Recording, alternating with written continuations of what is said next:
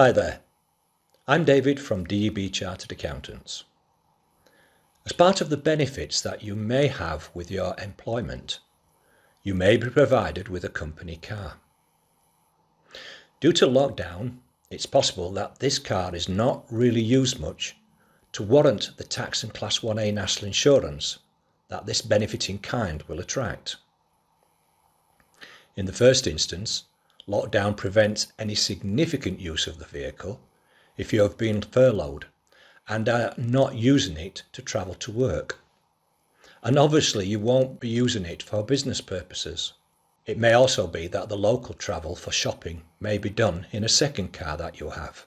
Even though you might not be using the car, you will still incur a scale charge on it and will have to pay tax on this benefit in kind. The reason for this is that the car is still available to you, and the tax charge will continue to be incurred as long as it remains available to you. Consequently, it doesn't matter if you're instructed not to use it by your employer, or you can prove you didn't in fact use it by using photographic images of the mileometer.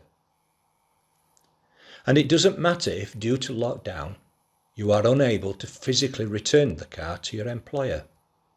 It still remains available to you, and the tax charge will remain as well.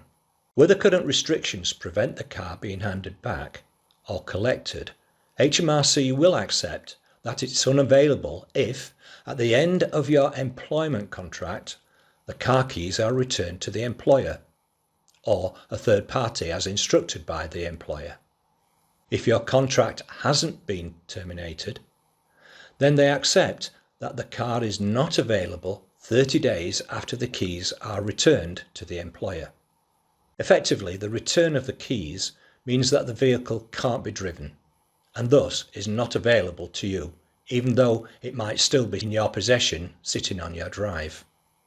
If you've got a big and expensive vehicle, making it unavailable by handing back the keys for 2 to 3 months whilst you can't really use it much could be worthwhile, as it would reduce the amount of tax and Class 1A national insurance payable by either you or the company.